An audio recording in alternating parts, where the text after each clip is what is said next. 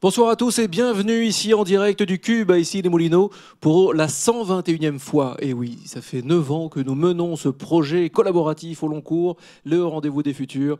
Et depuis 9 ans, donc, nous accumulons les rencontres, nous nous formons, nous expérimentons, et c'est juste formidable.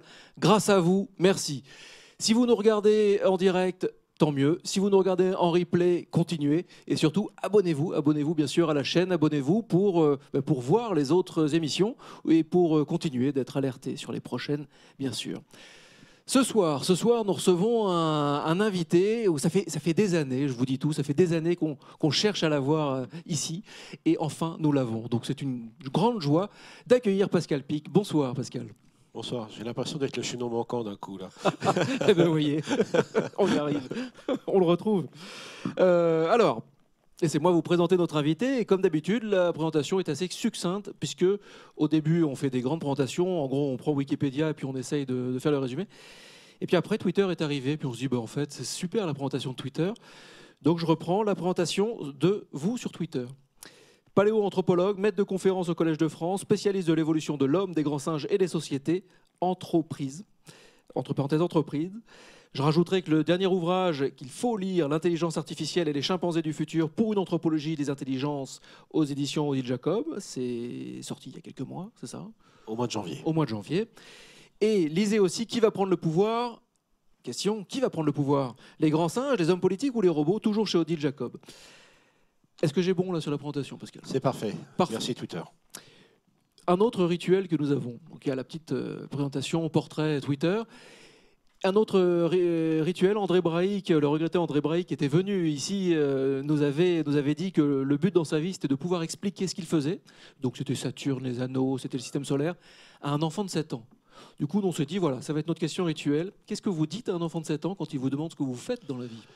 Eh bien, je leur dis que j'étudie le grand passé de nos ancêtres, nos arrière-grands-parents. Mais je vais vous surprendre, c'est beaucoup plus facile de faire comprendre ce qu'est l'évolution et la place de l'homme dans la nature à des enfants de 7 ans, car plus ils grandissent, et surtout, alors c'est pas une attaque contre la philosophie, mais quand ils sont passés dans les sciences humaines, là j'ai du mal à les récupérer parce que ils ont des représentations du rapport de l'homme à la nature, aux singes, etc., qui sont diverses selon les cultures.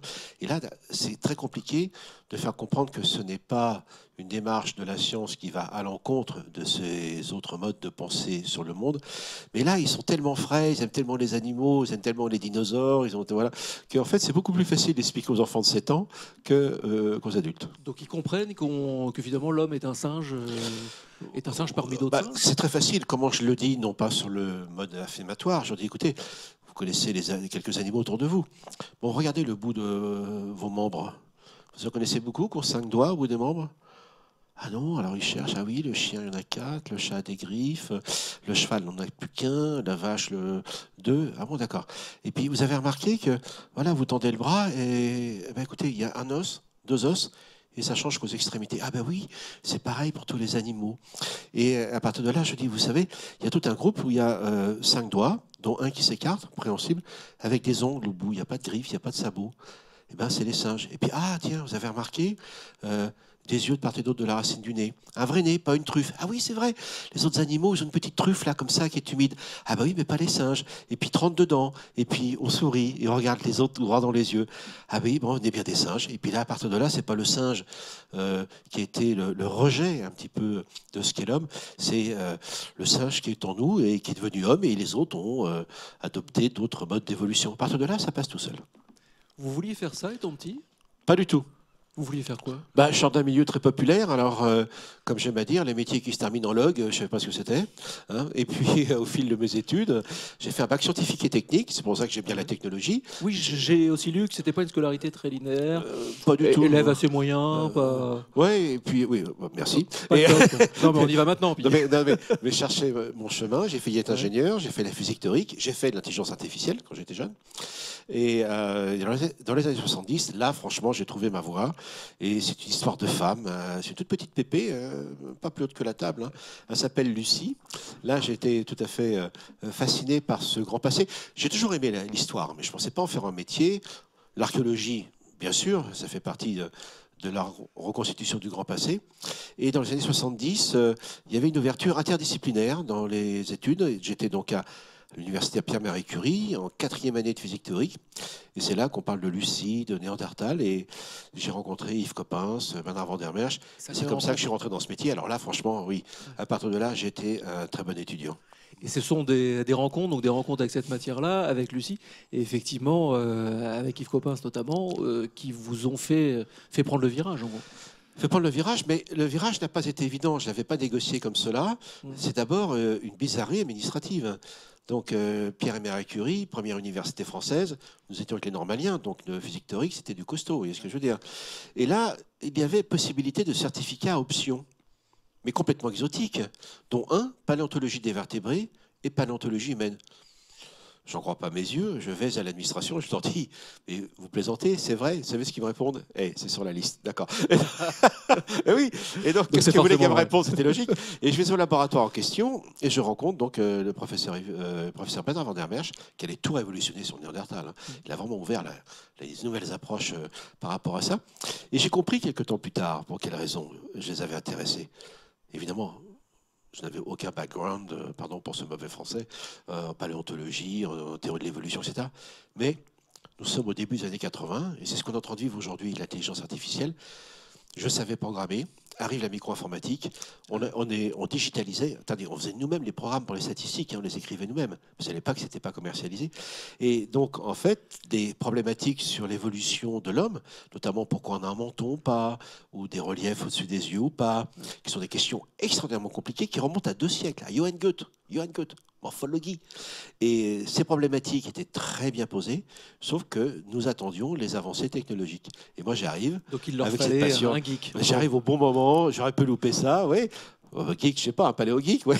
En tout cas, sérieusement. Et c'est comme ça que je suis parti aux États-Unis et qu'en 10 ans, on a complètement révolutionné ce monde de l'anthropologie et on a pu vraiment avancer. J'étais un des premiers avec un collègue américain, Ian Tattersall, un très grand ami, à dire que en 1992, que peut-être Néandertal était une autre espèce. Et depuis, la génétique l'a confirmé.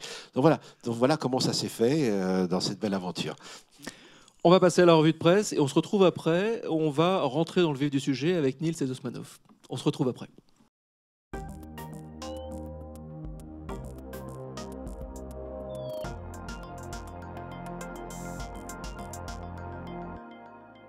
On le sait, l'intelligence artificielle va intégrer de plus en plus tous les pans de nos quotidiens et plus globalement de notre société. Pour preuve, un article des Échos.fr paru le 19 juin nous raconte comment à travers le monde, des intelligences artificielles ont intégré les systèmes de justice pour délibérer sur des cas jugés mineurs. En France, une start-up vient de lancer un algorithme qui permet de comparer en quelques secondes les jurisprudences et d'optimiser les stratégies d'attaque ou de défense, faisant glisser peu à peu le système vers une justice prédictive.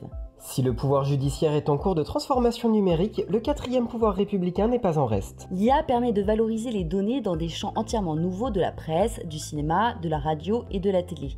Automatisation des process métiers, veille, vérification de l'info, analyse prédictive de succès, création de vidéos, rédaction automatisée, recommandations, optimisation de la diffusion et tracking émotionnel. Allons-nous vers une automatisation des médias ou une collaboration humain-machine? C'est à lire dans le dernier cahier de tendance de metamedia.fr.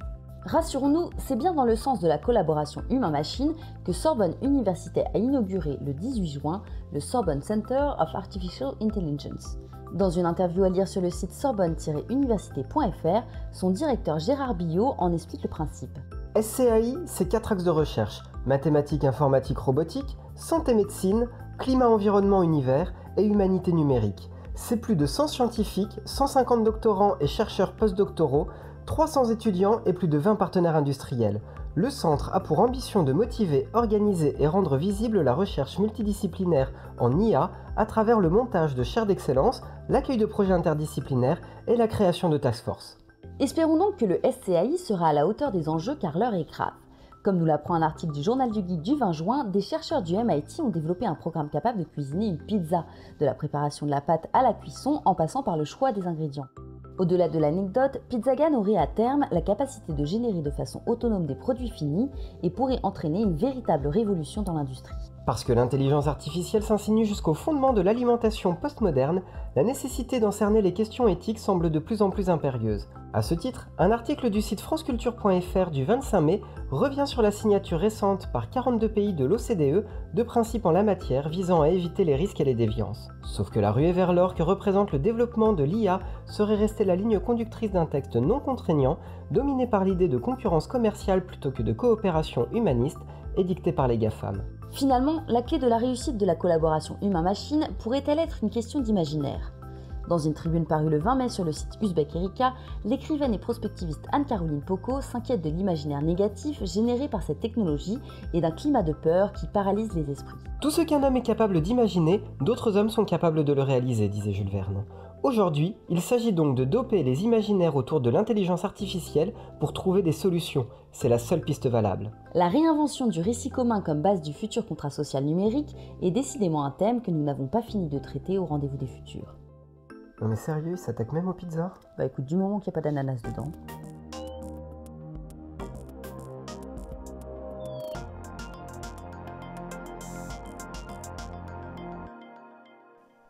Merci Jérémy, Coralie pour cette revue de presse toujours bien ciselée. Bravo, merci. On se retrouve donc en plateau, toujours avec notre invité Pascal Pic et avec Nils Osmanov, président du Cube. Bonsoir. Et évidemment compagnon des Rendez-vous du Futur depuis le début. J'ai envie juste de te laisser la parole, Nils. Je vois qu'il y a énormément de questions devant toi, donc je vais juste me mettre un petit peu en retrait. J'apparaîtrai peut-être de temps en temps. Puis... Alors, il y a effectivement... bonsoir Pascal Pic, Bonsoir, merci beaucoup d'être avec nous. Effectivement, j'ai beaucoup de questions, beaucoup trop, mais pour un livre qui est incroyablement dense, qui aborde énormément de sujets, enfin, ce livre est absolument passionnant, merci. Il montre qu'une coévolution entre l'homme et la machine qui s'inspirerait des connaissances en anthropologie, en éthologie, pourrait conduire à une véritable rupture anthropologique. Et derrière la rigueur toute scientifique qu'on vous connaît dans vos propos, on sent poindre parfois entre les lignes une petite exaspération, un sentiment d'urgence. C'est peut-être moi qui ressens ça, mais ma question, c'est pourquoi vous avez écrit ce livre ? Première raison, c'est que nous sommes entrés dans un nouvel âge de l'humanité en 2007. 3 raisons à cela. Il y a un monsieur qui s'appelle Steve Jobs, qui s'appelait Steve Jobs, qui arrive sur scène, il dit « Je vais changer le monde ». C'est la présentation du iPhone en janvier 2007. Mais même lui ne réalise pas ce qui va se passer. La deuxième raison, la majorité de la population humaine, à partir de ce moment-là, est urbanisée.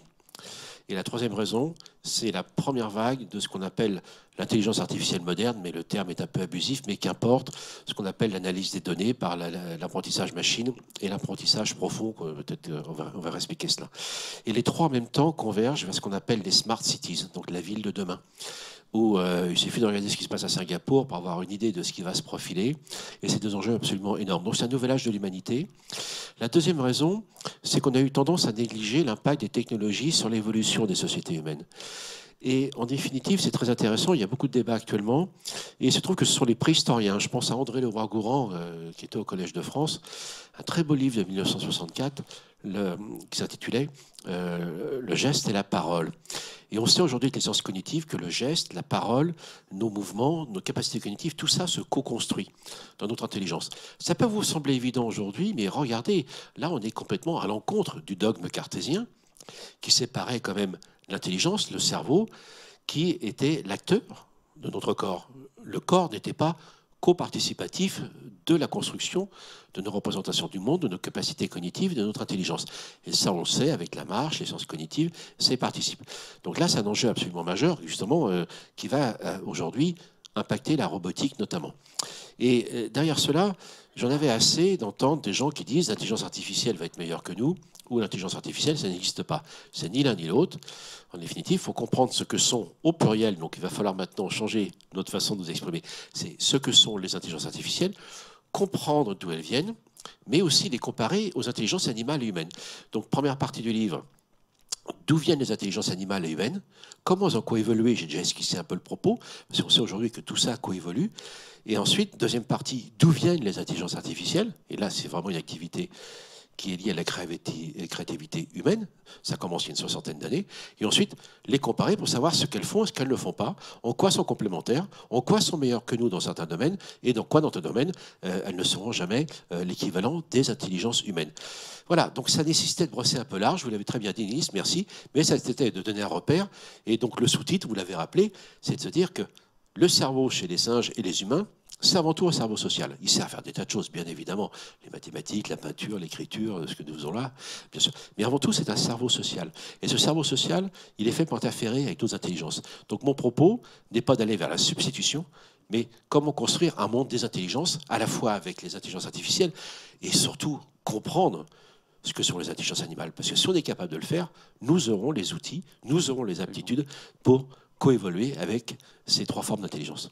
Oui, d'ailleurs, je disais tout à l'heure que parfois on sentait poindre un petit peu effectivement cet agacement dont vous avez fait part, mais bien entendu, tout cela est plus que contrebalancé par tout l'enthousiasme qu'il y a sur la vision que vous donnez de cette coévolution. Et notamment ce qui est dans le livre et qu'on ne trouve pas ailleurs, enfin en tout cas moi je ne l'ai pas trouvé ailleurs, c'est ce lien très fort que vous faites notamment avec les animaux. Alors je vais vous citer 2 phrases. Comment expliquer que les intelligences animales ne soient toujours pas vues aujourd'hui comme une source d'inspiration puissante pour le monde des intelligences artificielles? Et un peu plus loin, ce sont les pays dont les cultures reconnaissent les intelligences animales, notamment celles des grands singes si proches de nous, qui se trouvent les plus en avance, non pas sur le plan technologique, mais dans l'usage et l'application des intelligences artificielles et des robots humanoïdes. Alors, vous allez évidemment nous parler de ça, mais j'ai une petite question subsidiaire tout de suite derrière, c'est pourquoi pas les intelligences, entre guillemets, végétales également, puisqu'on sait aujourd'hui qu'elles ont 11 sens, pour certaines espèces, qu'elles communiquent, qu'elles interagissent. Voilà, j'ai une question. Alors là, vous posez une question qui est liée à celle du philosophe Daniel Dennett, que je cite assez souvent dans le livre, et qui parle à propos d'Alan Turing et de Charles Darwin d'un retournement du raisonnement. Ça veut dire quoi ? En gros, il y a 2 approches de l'intelligence artificielle qui sont identiques aux 2 approches de l'intelligence humaine et animale. Il y a celle qui nous dit que tout ceci part d'une entité supérieure. Donc, soyons clairs, c'est Dieu. Le grand horloger, c'est ça ? Le grand horloger, quel que soit le nom. Donc, ce serait un don qui serait donc octroyé aux humains et, selon les cultures, aux animaux ou pas. Et donc, une partie de l'intelligence artificielle est partie, c'est ce qu'on appelle l'intelligence artificielle classique ou symbolique, dans l'idée, dès les années 1950, d'imiter ce qui est censé être supérieur à nos capacités intellectuelles, c'est-à-dire logico-mathématique, hein, vraiment le grand modèle des mathématiques, le langage, bien sûr, là aussi tout ce qui est logico-mathématique, déductif, donc ce qu'on apprend essentiellement à l'école d'ailleurs quand on fait des sciences en France. Et il y a une autre approche qui, elle, est radicalement différente, qui commence d'ailleurs avant l'article d'Alan Turing de 1950, qui est de 1943, c'est-à-dire s'inspirer de la nature. Et là, la question est posée, un neurone tout seul, ça ne fait pas grand-chose. 80 milliards de neurones, c'est nous, et les échanges que nous avons. Donc la question est vertigineuse, c'est comment des entités sans compétence, qui échangent de l'information, peuvent faire émerger de la compétence et de l'intelligence. Et donc à partir de là, je n'ai pas traité des intelligences végétales, mais il est très clair qu'il n'y a aucune raison de ne pas imaginer qu'il y a des formes d'intelligence, c'est-à-dire au sens de résolution de problèmes. Oui. Parce que l'intelligence telle qu'on l'entend dans le monde de l'Europe continentale, la philosophie classique, c'est l'intelligence au sens de Descartes, supérieure, philosophie allemande et française. Par contre, chez les Américains et les Anglo-Saxons, l'intelligence, c'est la résolution de problèmes. Intelligence service, CIA. Donc, à partir de là, vous avez raison. Je ne l'aborde pas parce que je ne connais pas bien le sujet d'une part, d'autre part. Mais pour revenir à votre propos justement entre intelligence animale et intelligence donc, artificielle, c'est fascinant de voir ce qui se passe. C'était la crainte de Claude Lévi-Strauss, du fait que toutes les cultures puissent communiquer entre elles, qu'on perde la diversité. Qu'on perd la diversité linguistique. Le professeur Agege au Collège de France en parle beaucoup. Mais au contraire, il se passe exactement l'inverse. Parce que nous abordons un monde à l'échelle planétaire qui est complètement nouveau. Parce qu'on parle toujours des Américains, mais les Chinois vont très vite. Il y a aussi Israël, il y a aussi les Russes, mais on ne sait pas ce qu'ils font. Nous, on est un petit peu en retard en Europe, mais ce n'est pas par manque de talent. C'est justement dans l'incorporation des intelligences artificielles dans les projets de société, des entreprises et notre vie de tous les jours. Et là, ce qui est passionnant, c'est que l'exemple est canonique. La robotique. Alors là aussi, précision. On a toujours tendance à présenter l'intelligence artificielle avec un robot. Je rappelle que la robotique est une toute petite partie des intelligences artificielles. Voilà. Mais néanmoins, on a eu en France une très belle entreprise qui s'appelait Adelbaran, qui avait créé Romeo, Pepper et Nao, qui ont inventé, mais qui n'ont pas trouvé leur marché. Ils ont été rachetés par SoftBank, le japonais, qui a racheté aussi au passage Boston Dynamics, etc. Il y a une concentration donc autour de ça. Et c'est passionnant, pourquoi? Parce que les Japonais, c'est une des meilleures écoles du monde d'éthologie. Ils étaient sur le terrain pour étudier les chimpanzés avant Jane Goodall, parce qu'ils sont animistes.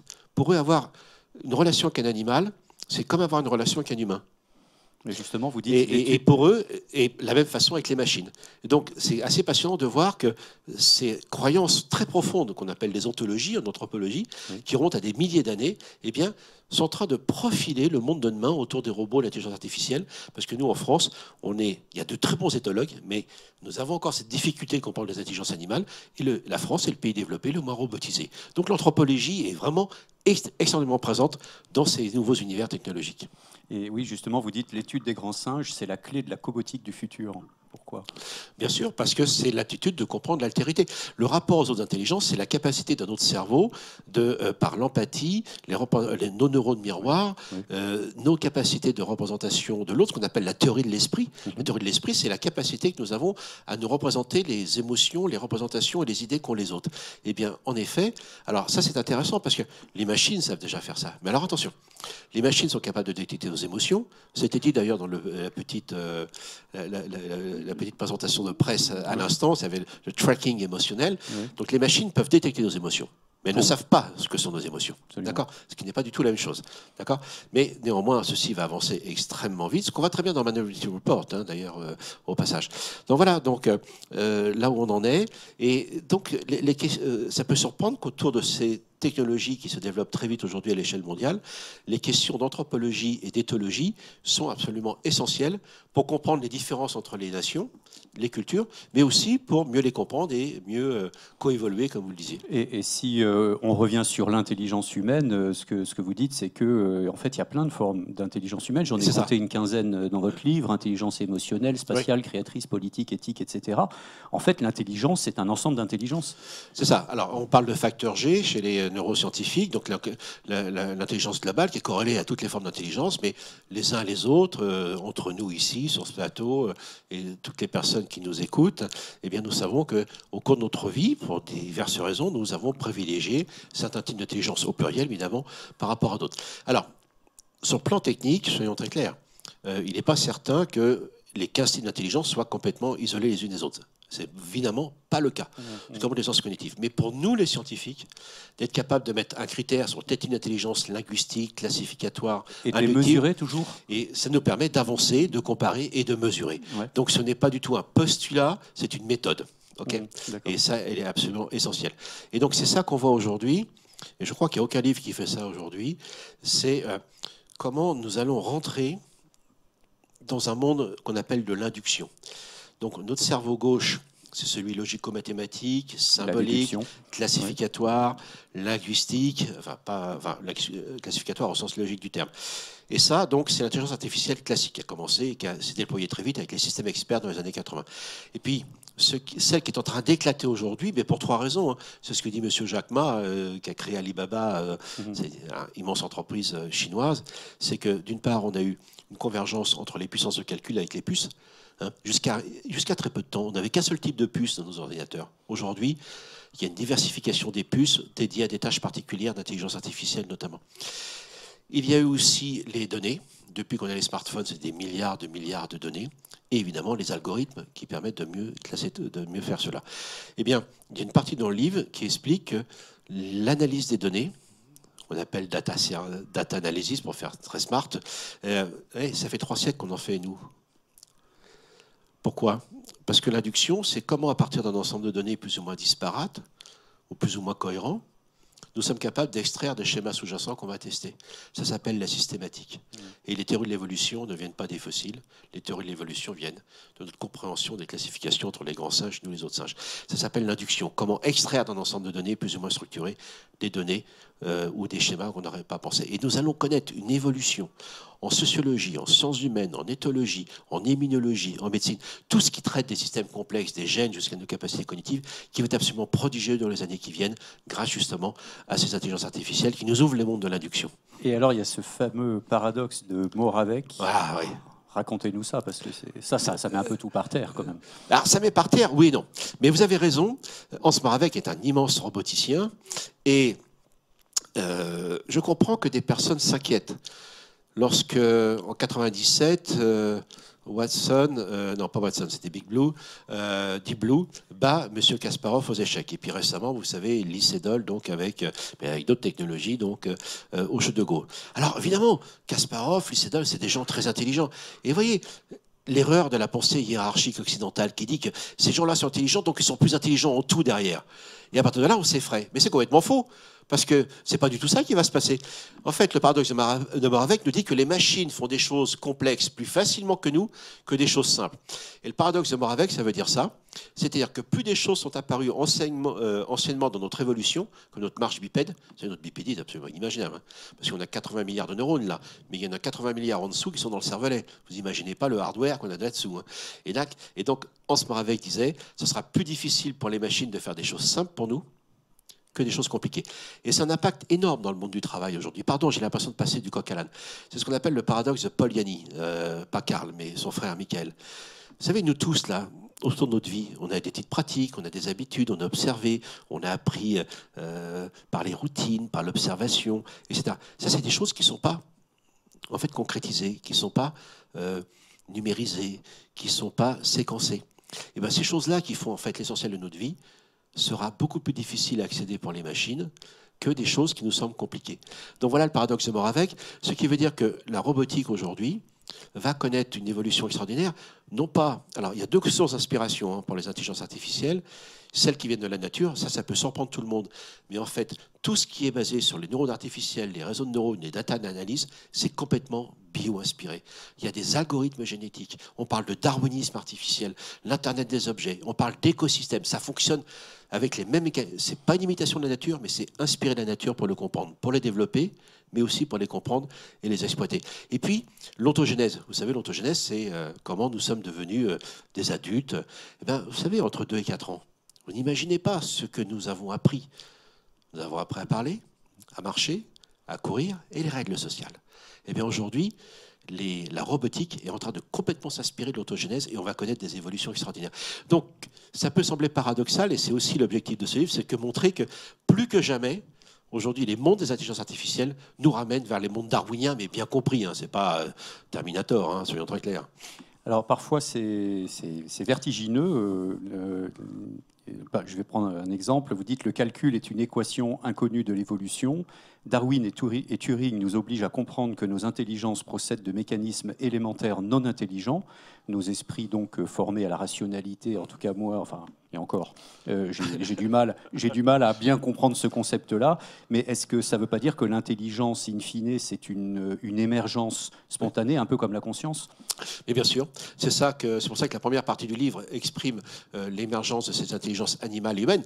D'ailleurs, c'est un paradoxe de les dissocier, hein, parce que les chimpanzés ont une intelligence beaucoup plus proche de la nôtre qu'ils ne l'ont des babouins, que même des chiens, etc.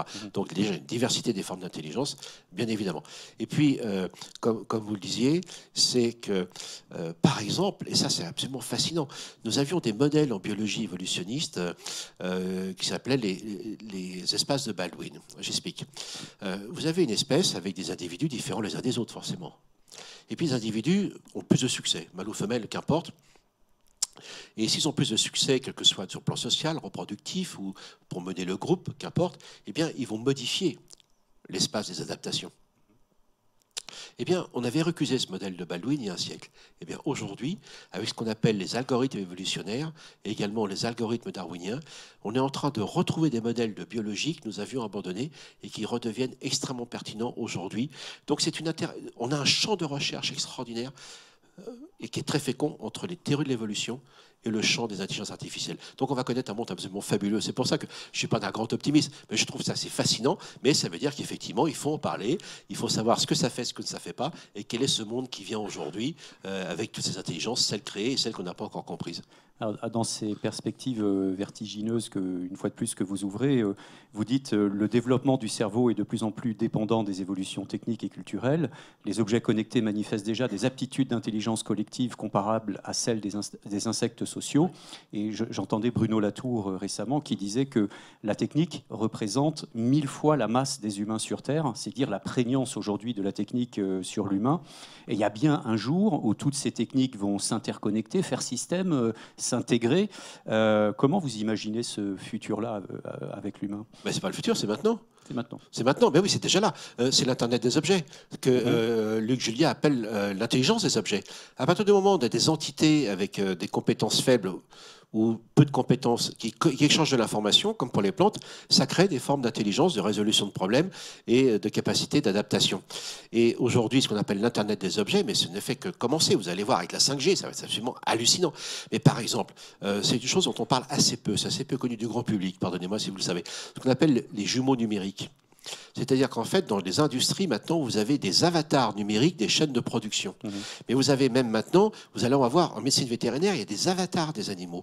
Et vous allez avoir aussi des avatars numériques de ce que nous sommes. On pourra tester les médicaments et faire les opérations numériquement et trouver des choses auxquelles on ne pensait pas et faire des choses beaucoup plus précises. Et là, c'est plus de la science-fiction, ça existe déjà. Et ça, c'est une croissance exponentielle. Ça, c'est très clair.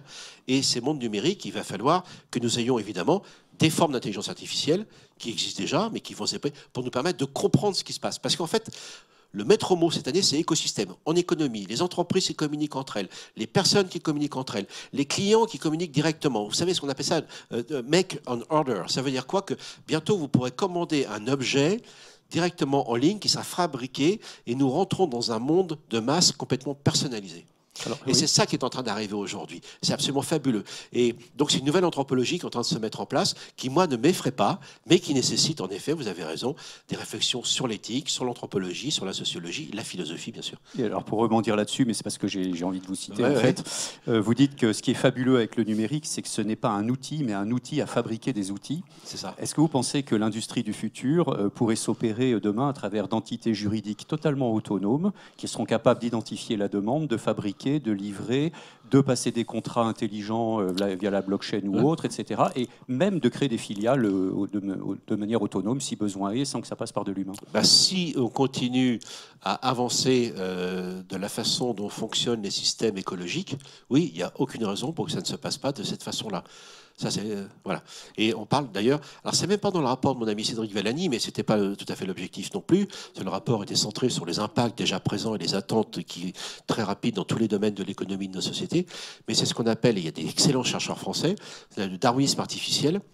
C'est-à-dire que dans un écosystème, personne ne sait ce qui va se passer dès que vous mettez une nouvelle entité, parce que les tissus d'interaction sont très complexes. Et c'est là que l'intelligence artificielle va permettre de les comprendre en nous livrant des images.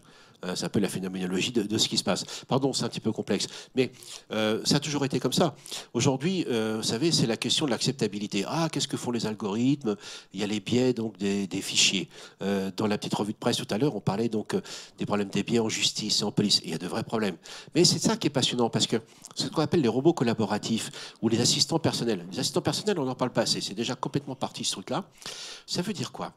Ça veut dire que, je cite cet exemple-là, c'est en Israël. Donc, on a regardé quelles étaient l'objectivité ou la clairvoyance des décisions des juges. Et donc, l'intérêt des analyses des smart data, enfin des données assez maîtrisées, c'est que ça permet d'aller chercher des données auxquelles on n'aurait pas pensé. Si le juge, la veille, s'est engueulé avec sa femme, il ou elle d'ailleurs, ou son équipe de foot favorite a perdu, il ne vaut mieux pas passer le lendemain matin. Mais en plus de ça, si vous passez le matin, il est encore à peu près frais. Quand arrive l'heure du déjeuner, après tout ce qu'il a entendu dans la matinée, il commence lui-même à avoir des prises de décision biaisées. Donc, ce qui veut dire que se substituer aux machines, comme dans Minority Report, ce qui a été fait aux États-Unis et ce qui se fait en justice et en police. Vous avez des biais sur le racisme, le sexisme, et ça, effectivement, là, les humains doivent contrôler. Mais inversement, les machines sont capables de détecter vos biais, parce que, évidemment, nous sommes humains, nous sommes fatigués, nous avons des émotions, etc. Et là, vous voyez, c'est cette collaboration intelligente entre les humains et les machines qui peut nous ouvrir un monde beaucoup plus intéressant. Alors justement, vous dites que l'IA peut servir l'humanité en contribuant à dénoncer des travers, ce que vous venez de dire, des déviances profondément ancrées dans nos représentations. Est-ce que vous pensez que l'IA peut nous permettre d'avoir une meilleure compréhension du réel, certes, de sa complexité, mais de fait, de nous rapprocher d'une nouvelle forme de vérité ? Non, vérité, non, aucun scientifique vous parle. Il n'y a pas de vérité. Il n'y a pas de vérité. Sauf scientifique. C'est les meilleures représentations du monde à un moment donné. Jean-Baptiste de Lamarck, il y a 2 siècles, c'était quand même une représentation extraordinaire de l'évolution, de la transformation des espèces. Aujourd'hui, c'est dépassé. Ensuite, il y a eu Darwin. Maintenant, il y a d'autres choses. C'est-à-dire que la science, elle, c'est pour ça qu'elle avance. Elle utilise ses outils. Et franchement, comme je le disais tout à l'heure, sur la capacité d'analyser les interactions complexes entre nos organismes, les environnements, sur l'écologie, voilà, ça n'obéit pas à des lois, ça obéit à des algorithmes. Le monde biologique, le monde de l'évolution est un monde algorithme. Un exemple, la théorie de Darwin, c'est la théorie des variations. Nous sommes tous différents les uns des autres. Ça, c'est la sexualité, plus les mutations, les recombinaisons génétiques. Tout va bien, l'environnement est super, les populations s'accroissent, donc augmentation démographique. Mais au bout d'un moment, vous rencontrez M. Malthus, parce que les ressources sont limitées. Donc, ça veut dire que au moment où vous avez de la diversité, des conditions de l'environnement qui posent des limites, eh bien, l'algorithme de la sélection naturelle va se mettre en place. Mais ce n'est pas l'élimination. C'est ça que je raconte. La sélection naturelle, les termes ont un sens, ce n'est pas l'élimination. C'est favoriser les variations les plus pertinentes à un moment donné, mais il ne faut pas perdre les autres, parce que vous perdez de la variation. Donc si on comprend la sélection naturelle, on comprendra bien ce qui va se faire avec les intelligences artificielles. Et pour vous dire comment ça fonctionne, ce monde d'aujourd'hui, c'est quand même assez fascinant. Ça a commencé avec des applications qu'on appellera l'ubérisation. Pendant longtemps, et là je vais vous surprendre, pendant 2 siècles, ce qu'on appelle le premier âge des machines, de la fin du XVIIIe à la fin du XXe siècle, c'était un monde dans lequel on pensait que les sciences, la créativité, les humanités, la philosophie, l'art, bien sûr, nous permettraient de sortir des affres de la nature. C'est le grand projet de l'humanisme au départ, d'ailleurs. Et ce que veulent faire les transhumanismes au passage, aussi, maintenant. Et l'idée était d'extraire de l'homme des contingences de la nature. Globalement, ça n'a pas trop mal marché. Il y a eu des conséquences, parce que l'évolution est toujours un compromis. Mais c'était un monde dans lequel les problèmes attendaient leur solution. Donc la créativité humaine, notre cerveau gauche, se mettait au travail à travers les connaissances. Voilà. Donc un monde dans lequel les problèmes attendaient leur solution. Et là, nous avons basculé au cours de la première décennie du XXe siècle dans un monde où les solutions attendent leurs problèmes. Et ça, c'est le monde darwinien. Ça veut dire que vous avez des tas de jeunes qui font des tas de choses extraordinaires grâce au numérique, justement, parce que ça ne coûte pas cher de créer une application. Et ils font des tas de choses en économie sociale et solidaire. Ils sont absolument incroyables. Et leur vrai problème à eux, c'est le problème des startups. C'est eux, ils inventent, ils créent, mais leur problème à eux, c'est d'être sélectionnés. Donc le problème des startups, c'est exactement comme nos gènes, c'est comme nos mutations, c'est comme les recombinaisons, ça crée de la variation. Et aujourd'hui, on est dans un monde où les solutions, en fait, attendent leurs problèmes, et il y a des tas de choses qui sont en train de se mettre en place. Et c'est un monde dans lequel on est un petit peu désarçonné, parce que surtout pour les gens de ma génération, ça n'a pas été celui-là. Les plus jeunes, ils sont complètement dedans là-dessus. Mais je ne suis pas sûr qu'ils comprennent comment ça se passe, mais les plus vieux n'ont pas compris non plus. Donc voilà, nous sommes vraiment arrivés avec des intelligences artificielles dans un monde complètement nouveau, un monde des anthropologies, un monde des intelligences, un monde où l'éthologie va jouer un rôle important et un monde dans lequel donc, la biologie évolutionniste va à la fois connaître des progrès extraordinaires et nous permettre aussi, nous les humains, d'avancer.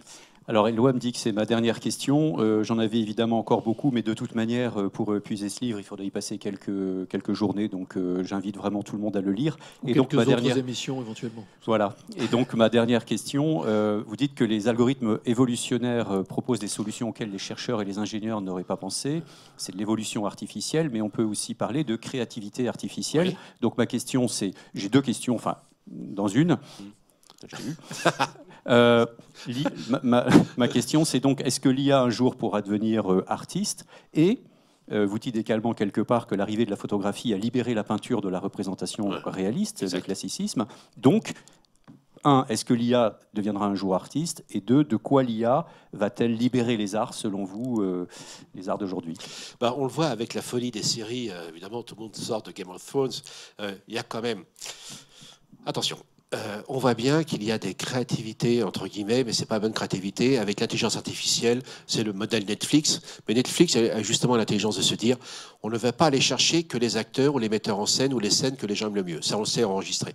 Donc vous avez des films, je ne le citerai pas, moi j'adore les péplums, où là vous avez en fait une série de scènes qui a été publicitées par le public, qui les a donné beaucoup d'émotions. On met des acteurs qui sont une fois de plus publicités, et derrière cela, on va mettre des acteurs qui sont très ciblés, notamment un Game of Thrones, forcément.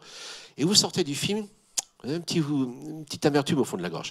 Parce qu'en fait, il faut les meilleures approches, c'est celles qui combinent évidemment ces outils que nous apportent ces données d'intelligence artificielle, mais quand même avec un auteur derrière, homme ou femme, ou même ce qu'on appelle les showrunners. Vous savez, les showrunners, c'est ceux qui vont gérer toute la qualité et l'unité, l'évolution des personnages. C'est ça, l'intelligence. Game of Thrones n'existerait pas sans l'intelligence artificielle. Mais Game of Thrones ne serait pas Game of Thrones sans un auteur qui est Martin derrière, etc. Voilà. Mais maintenant, ça va être une aide à la créativité. Vous voulez savoir où va le monde? Regardez ce qui se passe dans la mode, dans le monde des arts, et ce que font les femmes. À partir de là, vous avez une vision du monde de demain. Éloi va pas être content, mais je me glisse quand même. On a complètement oublié notre petit dessin. Oui, alors, en plus c'est très drôle. Voilà, alors je vous laisse peut-être le commenter, On aurait l'expliquer dû au passer public. à Jonathan, cela dit, pour qu'il puisse le diffuser. Niels nous a trouvé une petite BD que Hier, Pascal va- alors il y a un homme qui parle, qui dit hier, il s'adresse à quelqu'un, mais on ne sait pas à qui. Première case, donc, hier j'ai passé un test de Turing. L'autre répond, intéressant, quel est ton résultat? Échoué. La machine a réalisé de suite que j'étais un imbécile d'humain. Et le robot lui répond, courage. Machine de Turing inversée. Merci beaucoup. Merci à vous. Merci beaucoup, messieurs. J'adore vous écouter. Je vous le dis exactement comme je le pense. Alors, là, l'émission n'est pas totalement terminée puisque nous avons des chroniques, des surprises. Et donc, je demande à Margot de venir pour la chronique culture, la chronique hors d'œuvre. Elle va s'asseoir à côté de Niels.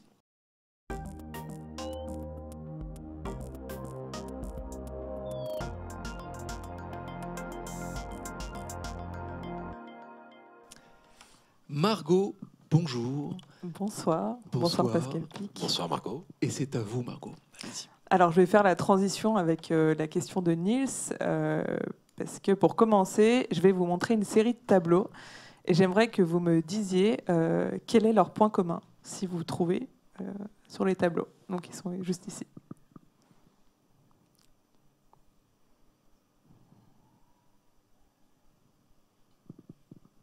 Ils ont morflé. Oui, c'est un peu par des tableaux qui ont été faits avec des logiciels, enfin en tout cas des intelligences artificielles. Absolument. Exactement. Ouais. Voilà. C'est effectivement, l'artiste est une intelligence artificielle. Vous pouvez notamment voir sur le bas du tableau une ligne de code en guise de signature. Et là, je viens de vous montrer une série de portraits. La famille de Bellamy, qui est une famille fictive créée par une intelligence artificielle, qui a constitué plus de 11 portraits en tout. Et pour l'anecdote, donc ce dernier tableau qui était à l'écran représentait le dernier de la famille de Bellamy, qui est Edmond de Bellamy, qui a été estimé $7 000 pendant une vente aux enchères et qui a été adjugé vendu à plus de $400 000 en octobre 2018. Bel investissement. Donc, c'est pas pourtant l'IA qui a empoché l'argent, c'est bien le collectif d'artistes qui se trouve derrière. C'est des Français, je crois d'ailleurs. Exactement, c'est un collectif d'artistes français qui s'appelle Obvious. Donc tout à l'heure, vous aviez évoqué le programme intelligent AlphaGo, qui avait réussi à battre le meilleur joueur du monde au jeu de Go. Et voici l'intelligence qui a réussi à vendre son tableau plus cher qu'une œuvre d'Andy Warhol, aussi présente lors de la vente aux enchères. Mais il n'a pas de bol, Andy Warhol, parce qu'il y a quelques années ont été vendues des œuvres, des peintures de chimpanzés Congo, qui était une chimpanzé de Desmond Morris. Et on s'est dit non, ça ne va pas se vendre, et c'est Andy Warhol. Et là aussi, c'est fait sécher. Il n'a pas de chance. Hein. Mais là, donc j'ai décidé vraiment de vous parler de cette histoire qui relève un peu du fait divers. Mon intention, c'était pas de me demander si les machines dépasseront ou remplaceront un jour les artistes. Mais ce qui est intéressant avec l'idée derrière ce collectif, c'est la volonté de dévoiler certains rouages du processus créatif. Et un des cofondateurs du collectif explique que cette nouvelle technologie nous permet d'expérimenter la notion de créativité pour une machine et nous permet aussi de comprendre le processus de création à travers toutes les influences qui façonnent le style d'un artiste. Et donc comment le collectif a construit justement ce code créatif. Dans le cas du portrait d'Edmond Bellamy, le collectif a sélectionné un ensemble de 15 000 œuvres qui se situent entre le 15e et le 19e siècle par des artistes assez reconnus. Des portraits. Voilà, ouais, ce sont des portraits. Et ils ont programmé leurs algorithmes en deux parties. Il y a le générateur, qui est la première partie de l'algorithme, et le discriminateur, qui est la deuxième partie de l'algorithme. Donc le générateur va analyser et s'inspirer du style des portraits de la bibliothèque d'images pour créer sa propre œuvre.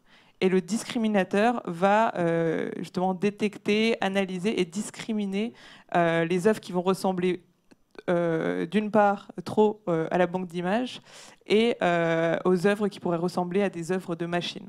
Et c'est justement cette tension entre les deux parties de l'algorithme qui va faire que l'intelligence artificielle va apprendre et s'améliorer.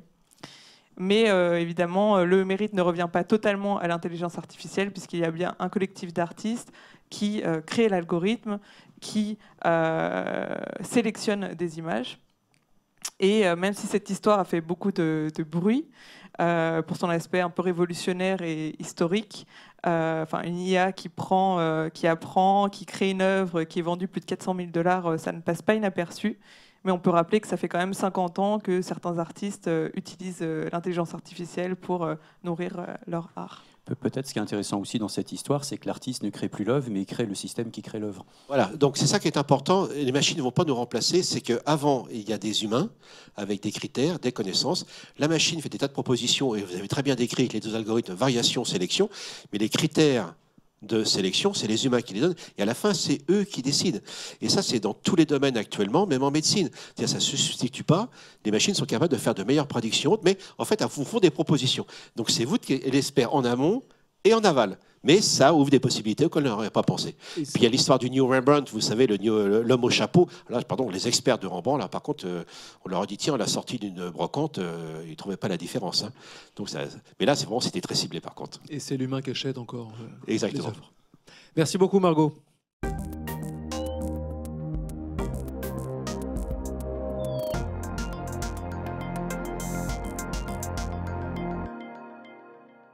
On reste dans la culture et on passe cette fois-ci à un autre rendez-vous assez attendu dans nos rendez-vous du futur, la chronique musicale. Charlie, c'est à toi.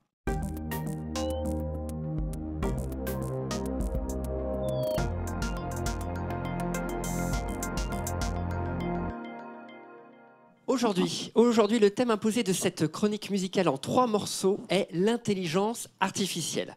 Bon, je n'ai pas trouvé de musique extraordinaire réalisée à 100% par une intelligence artificielle, mais j'ai retrouvé des expériences fort intéressantes.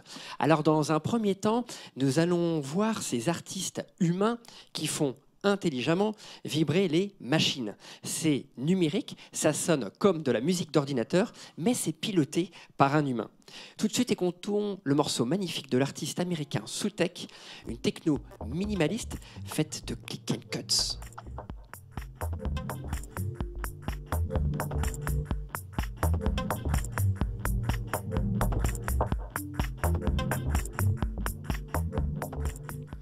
Et maintenant, écoutons un compositeur et pianiste qui s'est amusé à se faire aider par l'intelligence artificielle. Comment ça marche? Eh bien, il a un piano, ok, et il a aussi un logiciel qui commande en quelque sorte 2 autres pianos. Donc, il se met à composer, il commence un certain nombre de notes, et le logiciel lui répond par d'autres phrases musicales. L'idée, c'est pas tant de jouer avec les autres pianos, mais de trouver un autre champ d'imaginaire, de pouvoir travailler avec d'autres propositions. Cet artiste, c'est Olafur Arnalds, il est islandais et son album s'appelle Reminder. On écoute le morceau Aquatic, The Think.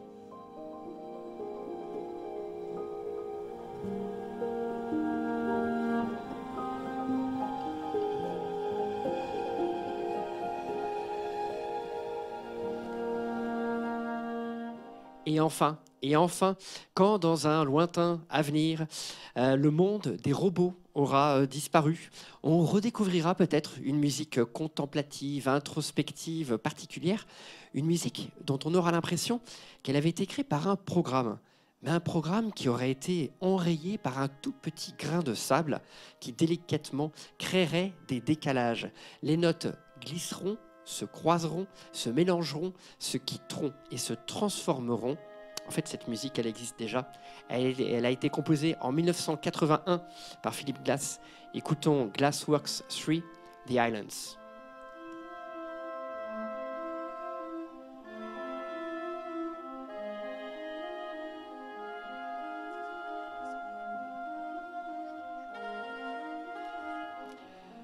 Merci, à bientôt.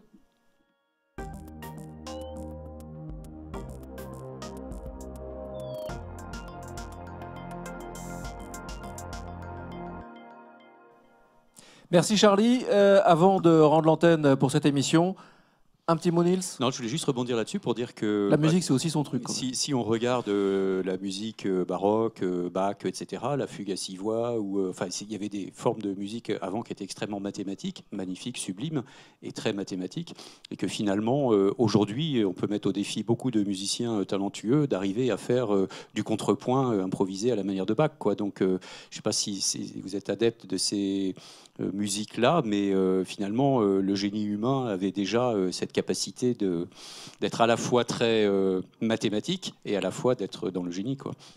En fait, ça résume très bien ce qu'est toute l'évolution humaine, ce que j'appelle la deuxième coévolution.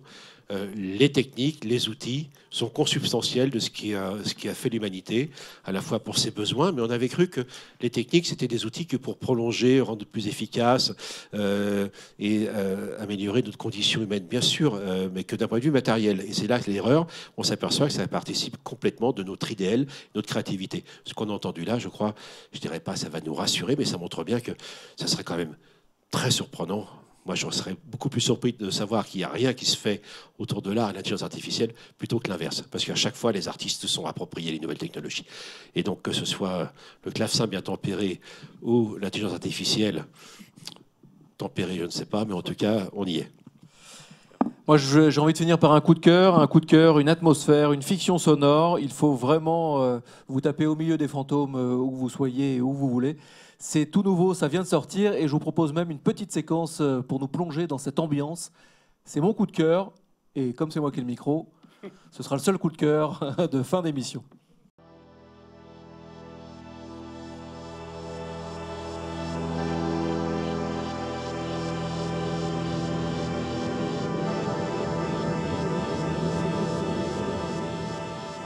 Quelques secondes de silence et le coup de feu part. Moins assourdissant qu'elle ne l'avait imaginé. Moins crispant aussi. Mais laissons cela pour la fin de l'histoire.